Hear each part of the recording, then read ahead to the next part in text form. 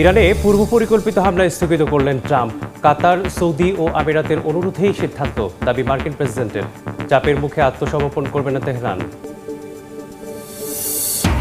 যুক্তরাষ্ট্রে আবারও বন্দুক সহিংসতা, এবার ক্যালিফোর্নিয়ায় ইসলামিক সেন্টারে হামলা। 2 সন্দেহভাজন সহ নিহত অন্তত 5। জানা যায়নি কারণ, ট্রাম্পের নিন্দা। গাজামুখী গ্লোবাল সমুদ ফ্লোটিলার 20টি নৌযানে অভিযান ইসরায়েলের। প্রায় 100 অধিকার কর্মী আটক। উপত্যকায় দখলদার বাহিনীর হামলায় নিহত 2। ইউক্রেনের হামলার জবাবে ওডেসা ও দিনপ্রতে ভয়াবহ আক্রমণ রাশিয়ার। 26 জন আহত। কৃষ্ণ সাগরে চীনা জাহাজে রুশ ড্রোনের আঘাতের দাবি। এবং ভারতের পশ্চিমবঙ্গে বিভিন্ন জায়গায় বন্ধ পশুর হাট। ঈদুল আজহার আগে রাজ্য সরকারের পদক্ষেপে বাড়ছে উদ্বেগ। ইমাম পুরোহিতদের ভাতা বন্ধের সিদ্ধান্ত। আন্তর্জাতিক সময়ের সঙ্গে আছি আমি মেসবাহুল আলিফ। কাতার, সৌদি আরব ও সংযুক্ত আরব আমিরাতের অনুরোধে ইরানে মঙ্গলবারের পূর্ব পরিকল্পিত হামলা স্থগিত করেছেন মার্কিন প্রেসিডেন্ট ডোনাল্ড ট্রাম্প। পরমাণু অস্ত্র নিষিদ্ধের শর্তে ট্রাম্প অনড় থাকলেও ইরান স্পষ্ট জানিয়েছে কোনো চাপের মুখে তারা আত্মসমর্পণ করবে না। অন্যদিকে লেবাননে ইসরায়েলি আগ্রাসনের নিহতের সংখ্যা 3000 ছাড়িয়েছে। এর জবাবে পাল্টা ড্রোন ও ক্ষেপণাস্ত্র হামলা চালাচ্ছে হিজবুল্লাহ। কাতার, সৌদি আরব ও সংযুক্ত আরব আমিরাতের শীর্ষ নেতাদের সরাসরি অনুরোধে ইরানের উপর একটি বড় ধরনের সামরিক হামলা সাময়িকভাবে স্থগিত করেছেন মার্কিন প্রেসিডেন্ট ট্রাম্প। তার ট্রুথ সোশ্যাল প্ল্যাটফর্মে জানান, উপসাগরীয় নেতারা তাকে আশ্বস্ত করেছেন যে একটি গ্রহণযোগ্য চুক্তির খুব কাছাকাছি রয়েছেন তারা। তবে ট্রাম্প সাফ জানিয়ে দিয়েছেন ইরানকে পরমাণু অস্ত্র তৈরির পথ সম্পূর্ণ বন্ধ করতে হবে, অন্যথায় যে কোনো মুহূর্তে বড় আকারের সামরিক অভিযানের নির্দেশ দেয়া আছে। ট্রাম্পের এই আলটিমেটামের মুখে কড়া প্রতিক্রিয়া দেখিয়েছে তেহরান। ইরানের প্রেসিডেন্ট মাসুদ পেজেশকিয়ান এক বিবৃতিতে জানিয়েছেন, ইরান সবসময় মর্যাদা ও জাতীয় অধিকার বজায় রেখে সংলাপে বিশ্বাসী, তবে কোনো অবস্থাতেই তারা আইনি অধিকার থেকে পিছু হটবে না। এদিকে দেশটির এক্সপেডিয়েন্সি কাউন্সিলের সদস্য মহসিন রেজাই ট্রাম্পের হামলা স্থগিতের বিষয়টিকে উপহাস করে বলেছেন, ইরানের সশস্ত্র বাহিনী মার্কিন প্রশাসনকে পিছু হটতে এবং আত্মসমর্পণ করতে বাধ্য করবে। এদিকে চলমান উত্তেজনার মধ্যেই তীব্র হচ্ছে লেবানন ইসরায়েল সংঘাত। ইসরায়েলি আগ্রাসনে নিহতের সংখ্যা 3000 ছাড়িয়েছে বলে নিশ্চিত করেছে দেশটির স্বাস্থ্য মন্ত্রণালয়। এই হামলার জবাবে দক্ষিণ লেবাননের রাশাব শহরে ইসরায়েলি সেনাদের উপর ড্রোন এবং আকাশসীমায় যুদ্ধবিমান লক্ষ্য করে ক্ষেপণাস্ত্র হামলা চালিয়েছে হিজবুল্লাহ। ইরান যুক্তরাষ্ট্র উদ্বেগের উত্তাপ ছড়াচ্ছে মধ্যপ্রাচ্যে, যার আঁচ লেগেছে রিয়াদেও। ওয়াশিংটন তেহরানের মাঝে ইসলামাবাদ মধ্যস্থতা করলেও গোপনে সৌদি আরবের সুরক্ষায় বড় সামরিক চাল চেলেছে পাকিস্তান।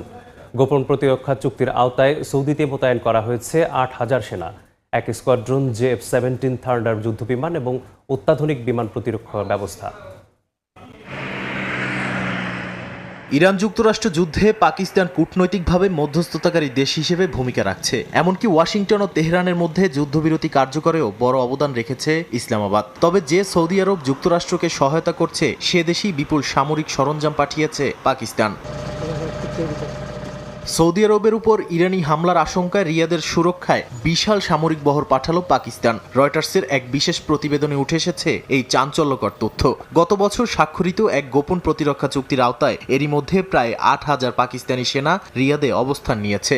একই সঙ্গে আকাশসীমা পাহারায় মোতায়েন করা হয়েছে এক squadron JF-17 thunder fighter jet, drone এবং দূরপাল্লার চীনা HQ-9 বিমান প্রতিরক্ষা ব্যবস্থা। যদিও এই সেনা ও যুদ্ধবিমানের সমস্ত খরচ বহন করছে সৌদি সরকার, তবে এগুলোর পরিচালনা সম্পূর্ণ নিয়ন্ত্রণ থাকছে পাকিস্তানি বাহিনীর হাতেই। নিরাপত্তা বিশ্লেষকদের মতে এই মোতায়েন কেবল কোনো প্রতীকী বা প্রশিক্ষণ মিশন নয়, বরং এটি একটি পুরোদস্তুর যুদ্ধ প্রস্তুত বাহিনী। এর আগে পাকিস্তানের প্রতিরক্ষামন্ত্রী খাজা আসিফ ইঙ্গিত দিয়েছিলেন যে কোনো বড় মূল্যের বিনিময়ে সৌদির আঞ্চলিক অখণ্ডতা রক্ষা করবে ইসলামাবাদ, যা রিয়াদকে পাকিস্তানের পারমাণবিক ছাতার সুরক্ষায় রাখার শামিল। গোপন এই চুক্তির আওতায় প্রয়োজনে সর্বোচ্চ 80,000 পর্যন্ত পাকিস্তানি সেনা সৌদিতে পাঠানোর সুযোগ রয়েছে বলেও জানা গেছে। একদিকে পারমাণবিক শক্তিধর পাকিস্তানের এই প্রকাশ্য সামরিক ঢাল, অন্যদিকে মধ্যস্থতাকারী হিসেবে কূটনীতির টেবিল। দুইয়ে মিলে মধ্যপ্রাচ্যের এই যুদ্ধকালীন পরিস্থিতিতে নিজেদের ভূরাজনৈতিক গুরুত্ব আরও এক ধাপ বাড়িয়ে নিল ইসলামাবাদ। মুখোমুখি আলোচনার টেবিলে এই ভারসাম্য তারা কতদিন বজায় রাখতে পারে, এখন সেটাই দেখার বিষয় বলে মনে করেন অনেকে। যুক্তরাষ্ট্রের ক্যালিফোর্নিয়ায় সান দিয়াগোর একটি ইসলামিক সেন্টারে বন্দুক হামলার ঘটনা ঘটেছে। এতে 3 জন নিহতের খবর পাওয়া গেছে। ঘটনাস্থলের কাছ থেকে সন্দেহভাজন 2 হামলাকারীরও লাশ উদ্ধার করা হয়। তারা আত্মহত্যা করেছে বলে প্রাথমিকভাবে ধারণা করছে পুলিশ। হামলাটি ধর্মবিদ্বেষ থেকে ঘটনা হয়েছে কিনা তা খতিয়ে দেখা হচ্ছে। এই ঘটনায় শোক প্রকাশ করেছেন মার্কিন প্রেসিডেন্ট ডোনাল্ড ট্রাম্প। বিস্তারিত লস্কর আল মামুনের রিপোর্টে। স্থানীয় সময় সোমবার ক্যালিফোর্নিয়ার সান দিয়েগোর ক্লেয়ারমন্ট এলাকার একটি মসজিদ ও ইসলামিক স্কুল সংলগ্ন কমপ্লেক্সে হঠাৎ করেই গুলি চালাতে শুরু করে বন্দুকধারীরা। দুপুরের নামাজ শুরুর কিছুক্ষণ আগে চালানো এ হামলায় কয়েকজন নিহত হন। নিহতদের মধ্যে ইসলামিক সেন্টারের একজন নিরাপত্তা কর্মীও রয়েছেন। খবর পেয়ে দ্রুতই ঘটনাস্থলে পৌঁছায় নিরাপত্তা বাহিনীর সদস্যরা। পুলিশ জানিয়েছে সন্দেহভাজন 2 হামলাকারীর বয়স 17 ও 19 বছর। তাদের মরদেহ ঘটনাস্থলের কাছ থেকে উদ্ধার করা হয়। প্রাথমিকভাবে ধারণা করা হচ্ছে তারা আত্মহত্যা করেছেন। হামলাটি ধর্মবিদ্বেষ থেকে হয়েছে কিনা তা খতিয়ে দেখা হচ্ছে। আমরা ঘটনাটি তদন্ত করছি। ঠিক কী কারণে এ হামলা হয়েছে তা খতিয়ে দেখা হচ্ছে। এসব তথ্যের উৎস ও বিস্তারিত নিশ্চিত করতে আরও সময় লাগবে। তবে এই মুহূর্তে এটিকে বিদ্বেষমূলক অপরাধ হিসেবেই তদন্ত করা হচ্ছে। ক্যালিফোর্নিয়ার গভর্নর এবং FBI পরিচালক ঘটনাটি নিবিড়ভাবে পর্যবেক্ষণ করছেন। এদিকে হামলার পর লস অ্যাঞ্জেলেস, নিউ ইয়র্ক সহ যুক্তরাষ্ট্রের বিভিন্ন শহরের মসজিদ ও উপাসনালয়ে নিরাপত্তা জোরদার করা হয়েছে। এই ঘটনার নিন্দা জানিয়ে শোক প্রকাশ করেছেন মার্কিন প্রেসিডেন্ট ডোনাল্ড ট্রাম্প। তুরস্কের মার্সিন প্রদেশে বন্দুকধারীর এলোপাতাড়ি গুলিতে অন্তত 4 জন নিহত হয়েছেন। আহত হয়েছেন আরও 8 জন। স্থানীয় গণমাধ্যম জানায় সোমবার টারসান জেলার একটি রেস্টুরেন্টে ঢুকে প্রথমে গুলি চালায় হামলাকারী। এতে রেস্টুরেন্ট মালিক ও এক কর্মচারী নিহত হন। পরে সেখান থেকে পালানোর সময় কাছাকাছি এলাকায় আরও গুলি চালানো হয়। এতে ভেড়া চড়ানো এক রাখাল এবং এক লরি চালক নিহত হন। ঘটনার পরপরই সন্দেহভাজন 17 বছর বয়সী এক যুবক গাড়িতে করে পালিয়ে যায়। তাকে ধরতে অভিযান শুরু করেছে পুলিশ। হামলার কারণ এখনও নিশ্চিত হওয়া যায়নি।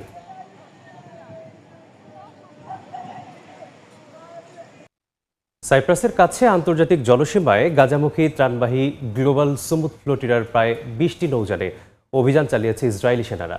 এই অভিযানে আইরিশ প্রেসিডেন্টের বোন ডক্টর মার্গারেট কনোলিস সহ প্রায় 100 অধিকার কর্মীকে আটক করে আশোদ বন্দরে নিয়ে যাওয়া হয়েছে। এদিকে দখলদার বাহিনীর হামলায় গেল একদিনে 2 ফিলিস্তিনি নিহত হয়েছেন। আহত হয়েছেন আরও 4 জন।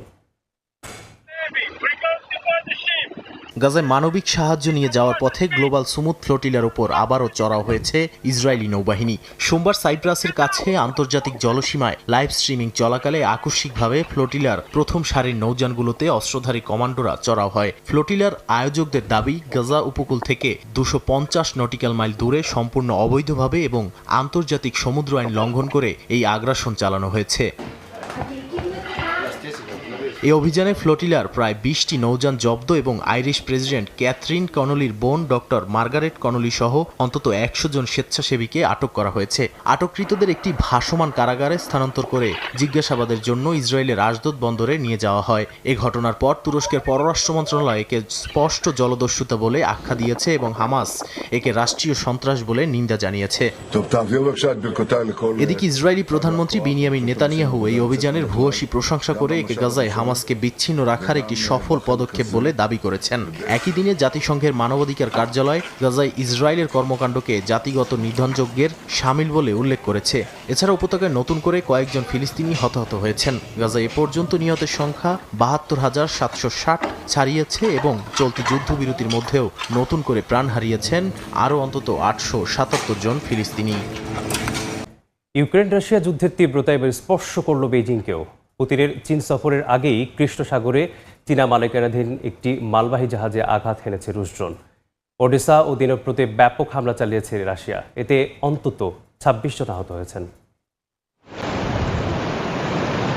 পুতিন ও শি জিনপিং এর হাই প্রোফাইল বৈঠকের আগে কৃষ্ণ সাগরে নাটকীয় উত্তেজনা তৈরি হয়েছে। ওডেসা বন্দরের দিকে এগিয়ে যাওয়া KSL দেইয়াং নামের একটি চীনা মালবাহী জাহাজে আঘাত এনেছে রাশিয়ার শাহেদ ড্রোন। মার্শাল আইল্যান্ডসের পতাকাবাহী এই জাহাজটিতে সব ক্রু ছিলেন চীনা নাগরিক। এই হামলার পর ইউক্রেনের প্রেসিডেন্ট জেলেন্সকি দাবি করেছেন কোন জাহাজ সাগরে ছিল তা রাশিয়ার অজানা থাকার কথা নয়।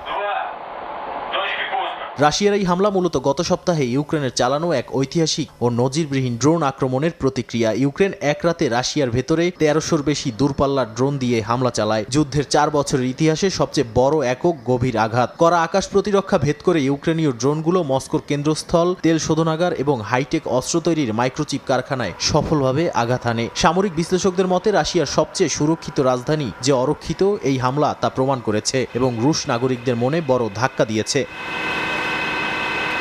মস্কোর এই ক্ষয়ক্ষতির জবাবে রাশিয়া ও ইউক্রেনের ওপর এক প্রলয়ঙ্কারী বিমান হামলা চালায়। ইউক্রেনীয় আকাশসীমা লক্ষ্য করে রাশিয়া 524টি ড্রোন এবং 22টি ব্যালিস্টিক ও ক্রুজ ক্ষেপণাস্ত্র নিক্ষেপ করে। এই হামলায় বিশেষ করে দিনিপ্রো এবং ওডেসা শহর লণ্ডভণ্ড হয়ে গেছে। দিনিপ্রোতে আবাসিক ভবন, বিশ্ববিদ্যালয় ও কিন্ডারগার্টেনে ক্ষেপণাস্ত্র আঘাত হানায় শিশুসহ বেশ কয়েকজন আহত হয়েছেন। অন্যদিকে ওডেসা বন্দরে চীনা জাহাজ ছাড়াও পানামা, গিনি ও বিসাউয়ের পতাকাবাহী আরও 2টি আন্তর্জাতিক বেসামরিক জাহাজে রুশ হামলা হয়েছে।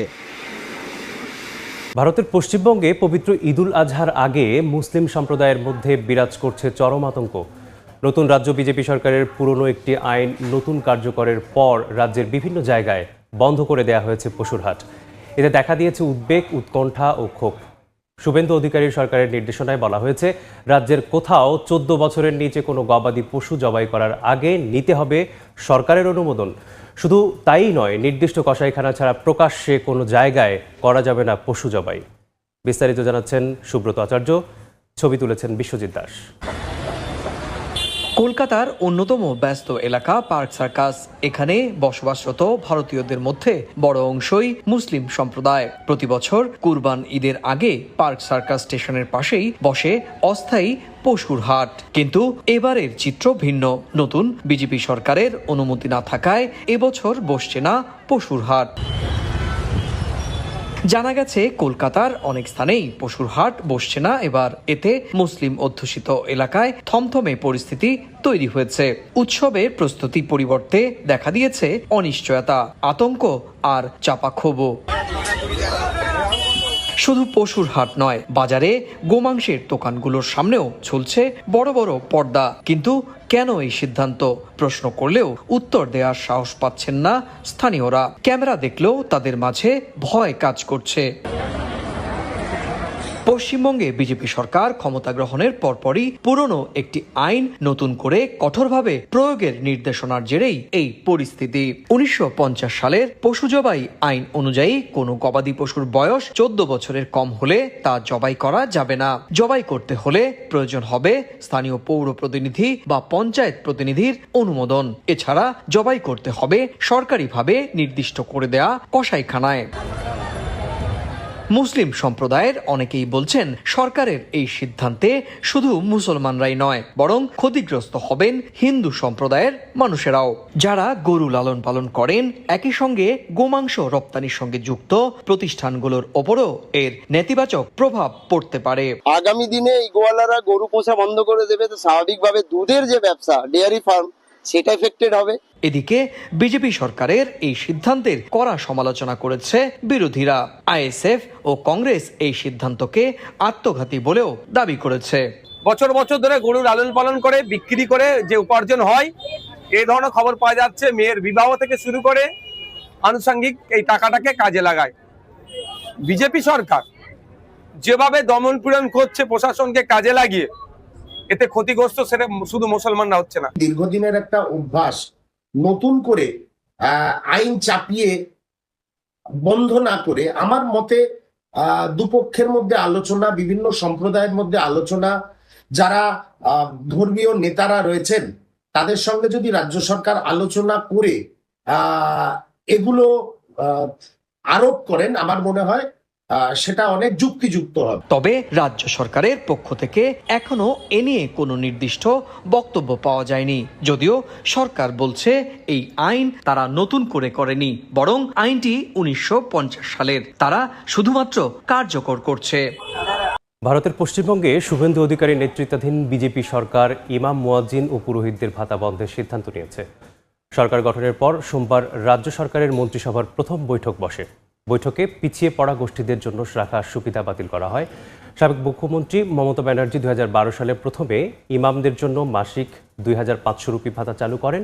এরপর মুয়াজ্জিনদের জন্য একই ব্যবস্থা করা হয়। এসব ভাতা দেয়া হতো রাজ্যের সংখ্যালঘু ওয়েলফেয়ার বিভাগ থেকে। এরপর 2020 সালে পুরোহিতদের জন্য মাসিক ভাতা চালু করা হয়। সুবিধাভোগীরা মাসে 1000 রুপি করে পেতেন, তবে সর্বশেষ বিধানসভা নির্বাচনের আগে এটি 2000 রুপি করা হয়। আগামী জুন মাস থেকে এই ভাতা বন্ধ করে দেওয়ার সিদ্ধান্ত নেওয়া হয়েছে।